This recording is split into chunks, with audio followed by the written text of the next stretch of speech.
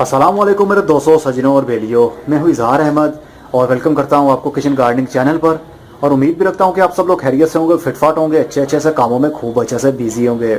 सर्दी के दिनों के लिए कुछ टिप्स आपको देने के लिए आया हूँ। वीडियो बनाने का कुछ खास मकसद तो नहीं था, लेकिन आप लोग कहते हैं कि हमें कॉलोनी की अपडेट देते रहा करें। जितनी इन्फॉर्मेशन मैंने आप लोगों के साथ शेयर कर ली हुई है, उससे ज्यादा मैं नहीं जानता। जो मेरे बर्ड्स के साथ प्रॉब्लम्स हुई उनको मैंने फेस किया और आप लोगों के साथ शेयर भी किया। मेरे बर्ड्स को आज तक जुकाम हुआ ही नहीं है, ना ही इनको सर्दी लगी और ना ही कोई बीमार हुआ।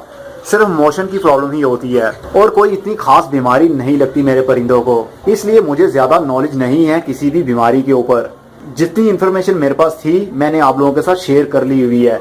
इससे ज्यादा और इन्फॉर्मेशन मुझे पता ही नहीं है, और जो इन्फॉर्मेशन मुझे है और मैंने आप लोगों के साथ शेयर की है यही काफी है। इसी से ही मैं अपने परिंदों की ब्रीड भी करवाता हूँ और अच्छा रिजल्ट भी हासिल करता हूँ। तो अब चलते हैं कॉलोनी के अंदर और देखते हैं क्या चल रहा है। ये जितने भी आपको परिंदे नजर आ रहे हैं ये सारे के सारे बच्चे थे। मैंने आपको लास्ट वीडियो में शो भी करवाए थे। गर्मी होने की वजह से मैंने मटकियां और बॉक्सेस उतार दिए थे। कुछ बॉक्सेस और मटकियों को छोड़ा था जिनके अंदर बच्चे थे, जैसा कि ये 4 और एक ये वाली मटकी 5 बॉक्स और मटकियां मैंने छोड़ दी थी जिनके अंदर बच्चे थे। और बच्चे कितने निकले? 17। इसके अंदर भी बच्चे थे, आई थिंक 3 थे या 4 थे, मुझे ठीक से याद नहीं है। लास्ट वीडियो देखेंगे, मतलब इससे पहले वाली वीडियो देखेंगे तो आपको पता चल जाएगा। तो टोटल 17 बच्चे निकले 6 मटकियों में से। इवन मुझे ज्यादा नॉलेज नहीं है बर्ड्स के ऊपर, लेकिन फिर भी मैं कामयाबी से इनकी ब्रीड ले रहा हूँ और करवाता भी हूँ। अब सर्दियाँ आ गई हैं, अब मुझे दोबारा से मटकियाँ लगाने की जरूरत पड़ेगी, क्योंकि जो बच्चे निकल आए हैं बाहर वो सेल्फ हो चुके हैं और बहुत जल्द ये भी अपना अपना पेयर बना लेंगे। अभी मैंने इनको देखा नहीं है कि इनके अंदर कौन सी फीमेल्स हैं और कितने मेल्स हैं। बस यही मालूम है कि ये सारे के सारे बच्चे हैं। मुझे भूल जाता है कि बच्चे कौन से हैं और माँ बाप कौन से हैं, इसलिए मैंने सारे बच्चों के हेड के ऊपर ब्लैक मार्कर से निशान लगा दिया था ताकि मुझे याद रह पाए कि ये सारे बच्चे हैं। तो चलिए फिर अंदर चलते हैं। तो ये देखिए इस कॉलोनी के बच्चे बिल्कुल यंग, आई थिंक ये बिल्कुल जवान भी हो चुके हैं। जितने निशान आपको लग रहे हैं इनके ऊपर ब्लैक से हेड के ऊपर मार्कर से निशान लगाया हुआ है मैंने, ये सारे के सारे ही बच्चे हैं। करीब सारे के सारे ही आपको बच्चे ही दिखेंगे, मतलब जो कि अब जवान हो चुके हैं। और एक मटकी के अंदर तो अब दोबारा से अंडे आए और बच्चे भी निकल आए। अभी आप ये देखिए कि ये कितने हेल्दी भी दिख रहे हैं। बहुत जल्द ये अपना पेयर खुद बना लेंगे। सिर्फ एक बात आपके साथ मैं शेयर करना चाहता हूँ, जितना आप ज्यादा फोकस देंगे बर्ड्स के ऊपर उतने ही वो नाजुक होते जाएंगे और वो ब्रीड भी नहीं करेंगे और ना ही उनका पेयर लगेगा। फोकस से मतलब ये नहीं है कि आप उनको खाना न दें या फिर ऐसा फूड ना दें जिनके अंदर पावर ही ना हो। और फोकस का मतलब ये भी नहीं है कि वो बीमार हो जाए तो उनके लिए कोई ट्रीटमेंट ना किया जाए। और फोकस का मतलब ये भी नहीं है कि आप चेयर पास में रख कर बैठ जाएं और देखते रहें अपने परिंदों को कि ये कब ब्रीड करते हैं, कब अंडे देते हैं, क्या एक्टिविटी चल रही है। इनको इनके हाल के ऊपर छोड़ दें, बस इनकी डाइट के ऊपर फोकस रखें और इनकी बीमारी मतलब ड्रॉपिंग के ऊपर, इनकी जो पोटी होती है उसके ऊपर नजर रखा करें। क्या वो पतली तो नहीं हो रही?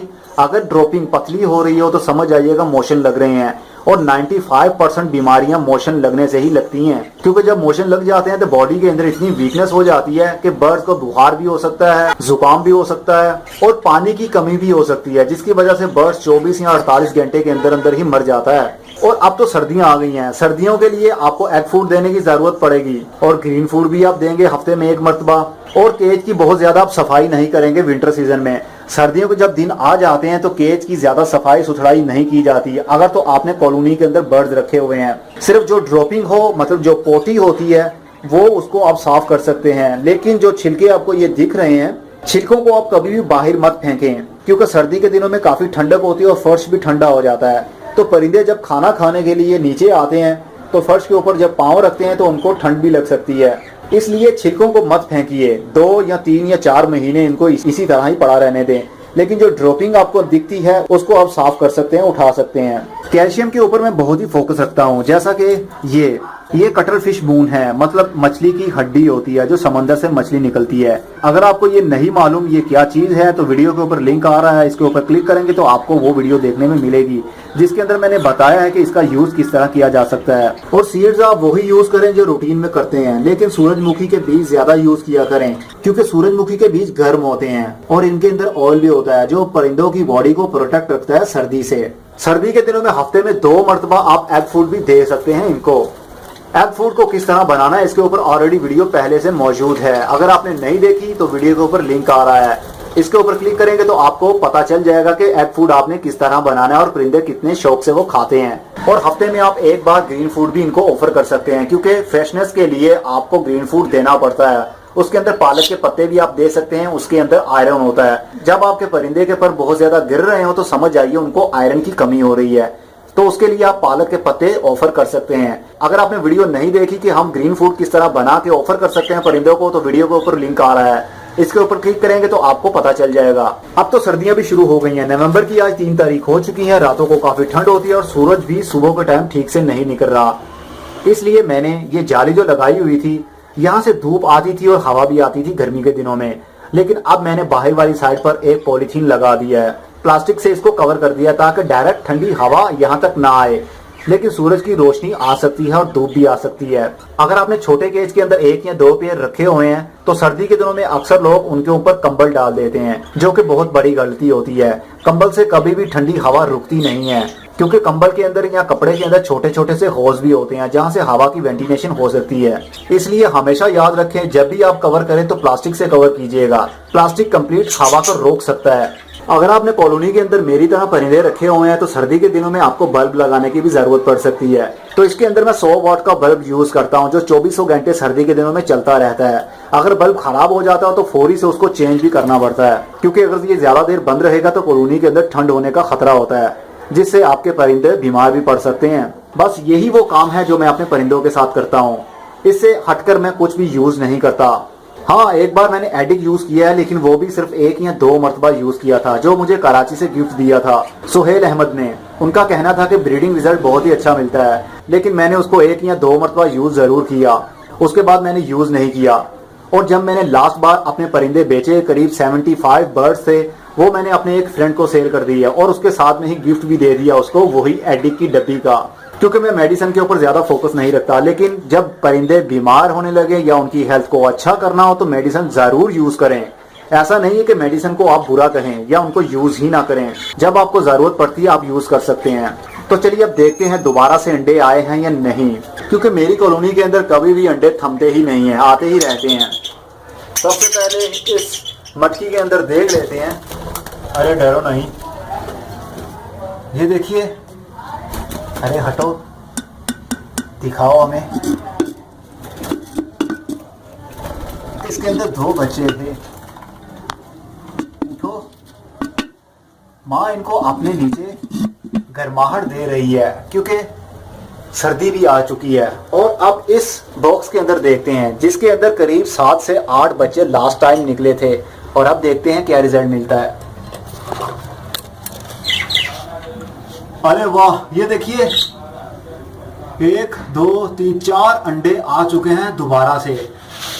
इसका मैंने सफाई कर दी थी, इसके अंदर से जितना भी वेस्ट था वो मैंने बिल्कुल नीट एंड क्लीन कर दिया था, ताकि जो नए बच्चे आए उनको कोई बीमारी ना लगे। और अब इसके अंदर देखते हैं, इसके अंदर भी जरूर अंडे होंगे। हटो हटो, 4 अंडे हैं आई थिंक इसके अंदर, जिसके अंदर से बच्चे निकलेंगे। और इस 9 नंबर में देखते हैं क्या चल रहा है। अरे ये देखिए, फिर से अंडों पर बैठ गई। इसके अंदर 2 अंडे हैं। लास्ट टाइम इनमें से भी बच्चे निकले थे। और देख लेते हैं इस मटकी के अंदर, इस मटकी के अंदर 2 अंडे हैं। और ये वाला बॉक्स मैंने अभी अभी लगाया है, मतलब कुछ देर पहले ही। अभी कोई भी और एक्स्ट्रा पेयर नहीं है जो इसको अपना घर बना सके, लेकिन अब ब्रीडिंग सीजन शुरू हो गया है। बहुत से जो जवान परिंदे हैं इनके अंदर से पेयर बनेंगे और वो अपना घर बना लेंगे इसको। और कुछ दिनों के बाद मैं और भी मटकियां और बॉक्सेस लगा दूंगा यहाँ पर। तो ये तो था मेरे बर्ड्स का रिजल्ट, जो कि आप लोगों के सामने है। और अभी इस केज वाले के अंदर कोई नया अंडा नहीं आया। अरे अरे, इधर नहीं।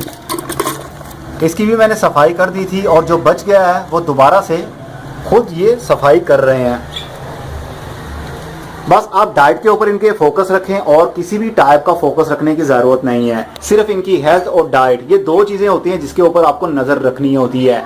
एक्स्ट्रा पावर देने की एक्स्ट्रा कैल्शियम देने की या एक्स्ट्रा विटामिन देने की आपको जरूरत नहीं है। इससे हटकर मेरे पास कोई भी और नॉलेज नहीं है बर्ड्स के बारे में। जो मेरे पास था मैंने ऑलरेडी आपके साथ बहुत सी वीडियोस के अंदर शेयर कर लिया है। अब सिर्फ वीडियोस मैं इसलिए बनाता हूं ताकि आप लोगों की रिक्वेस्ट होती है, बार बार आप रोज हर वीडियो के कमेंट के नीचे कहते हैं कि बर्ड्स के ऊपर वीडियो बना दें, हम एक कॉलोनी का रिजल्ट ही दिखा दें। तो रिजल्ट दिखाने के लिए मैं वीडियो बना ही देता हूं आप लोगों के लिए, लेकिन इससे ज्यादा मुझे नॉलेज नहीं है। होपफुली अभी तक के लिए आपको अच्छे से समझ लग गई होगी कि बर्ड्स के लिए क्या क्या जरूरी है सर्दी के दिनों में। और हाँ, सर्दी के दिनों में जो कॉलोनी के अंदर आपने पानी वाला पॉट रखा होता है, रात के टाइम पॉट को बाहर निकाल दिया करें और दिन के टाइम नया पानी भर के अंदर रख दिया करें। उसकी रीजन ये होती है कि कुछ परिंदे, जो नए परिंदे, छोटे परिंदे होते हैं, वो नीचे जाते हैं पानी पीने के लिए और पॉट के ऊपर ही उसकी दीवार के साथ ही बैठ जाते हैं और उनकी पूंछ पानी के अंदर डूब जाती है, जो काफी टाइम तक भीगी रहती है। गीले होने की वजह से उनको बुखार हो सकता है या जुकाम हो सकता है। अगर परिंदों को जुकाम हो जाए तो आप एरिनेक्स सिरप भी यूज कर सकते हैं। एरिनेक्स सिरप वही जो हम बच्चों को पिलाते हैं। मेरे पास तो नहीं है क्योंकि मेरे बर्ड्स को आज तक जुकाम हुआ ही नहीं है, इसलिए मैंने कभी भी यूज नहीं किया। लेकिन आप हर वो मेडिसिन यूज कर सकते हैं जो अपने बच्चों को पिलाते हैं। मतलब सिरप की सूरत में सिरप आप दे सकते हैं अपने परिंदों को जो अपने बच्चों को पिलाते हैं। बुखार के लिए जो बच्चों को पिलाया जाता है सिरप, वो भी दे सकते हैं। मोशन के लिए जो बच्चों को पिलाया जाता है वो भी दे सकते हैं। और जुकाम और ठंड के लिए जो बच्चों को पिलाया जाता है वो आप बर्ड्स को दे सकते हैं, लेकिन लो पोटेंसी में। मतलब डोज उसकी आपने बहुत ही कम रखनी है। आपके पास चाहे 1 पेयर हो या 10 पेयर हो, पानी वाला जो पॉट होता है उसके अंदर 1 टीस्पून आप सिरप का डाल सकते हैं। चाहे वो बुखार वाला सिरप हो, चाहे वो मोशन वाला सिरप हो, चाहे वो जुकाम वाला सिरप हो। 24 घंटे पानी पड़ा रहे केज के अंदर, 24 घंटे के बाद उस पानी को फेंक दे और नया पानी, फ्रेश पानी डालकर आप दोबारा से केज के अंदर रख सकते हैं। लेकिन कोशिश करें कि बर्ड्स की हेल्थ बिगड़ने ही ना पाए। अगर बिगड़ने लगे तो फौरन उसके ऊपर ट्रीटमेंट करें। हाँ, मैं चलता हूँ, अगली वीडियो में फिर किसी नई इन्फॉर्मेशन के साथ मिलेंगे। तब तक के लिए good bye, see you and tata, और अपना बहुत सा ख्याल रखिएगा।